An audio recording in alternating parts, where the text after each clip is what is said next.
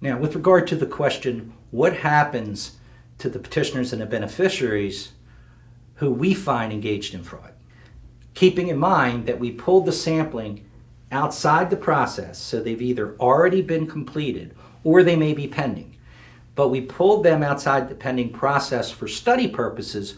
We did not remove the petition itself, so it was going to continue to be processed. So now, fast forward, we find fraud in 15%, 17% of, say, marriage fraud petitions. We would then go back and look at where that petition is. Was it granted already? Is it still pending? And then that FDNS officer in that office who participated in the study, in the assessment, now puts their FDNS hat on with regard to the fraud investigation working jointly with ICE. Now, ICE, we are partners with ICE. CIS is an administrative non-law enforcement agency. So while our FDNS officers have credentials and badges and they go out and they conduct administrative investigations, the purpose of their investigation is to verify the information and validate or invalidate a suspicion of fraud. If they prove fraud, we would then deny the petition, CIS, deny the petition, and place the beneficiary in removal proceedings.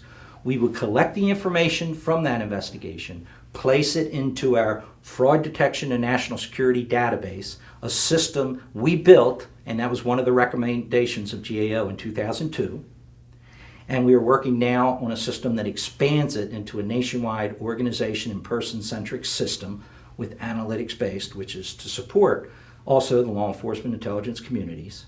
So we then go back to those cases, and if the individuals who did commit fraud, we would place them in removal proceedings to revoke, to initiate the revocation process of that petition.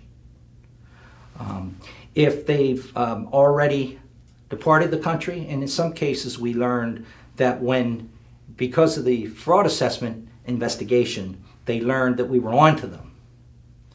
Some of them, of course, left the country on their own. But the majority did not. The majority require us to initiate a formal revocation and then after that, a removal proceeding process. The role between FDNS and CIS and ICE is that when ICE accepts a case for investigation, it usually involves a multi-party major conspiracy fraud that could also contain other criminal activities.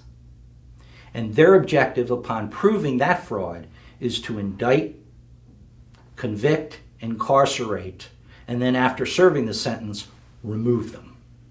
So clearly, with the government's limited resources and the need to prioritize, ICE appropriately prioritized on the individuals that pose the greatest threat to this country, the criminal activities.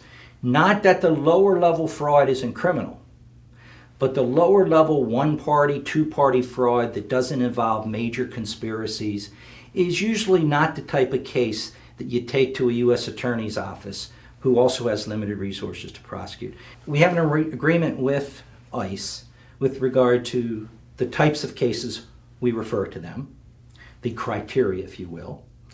That doesn't necessarily mean they accept all of the referrals.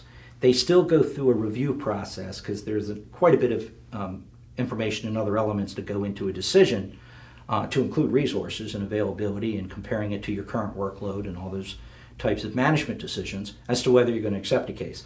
But if they don't accept a case, and in fact the procedure we have is they have 60 days to accept the case for a criminal investigation, or we will proceed with the administrative investigation. So if they don't accept it criminally, we conduct it administratively. And again, when you look at the objective is not to grant benefits to individuals that aren't entitled to them. And if they committed fraud, document it in the system, put them in the government databases, put them in removal proceedings. Should they travel, try to come into the country again? Should they file another petition? The systems will catch them. We also post lookouts in our enforcement communication system. With regard to the percentage of administrative versus criminal investigations, I would just guesstimate without any statistics in front of me, and it's been well over a year since I retired.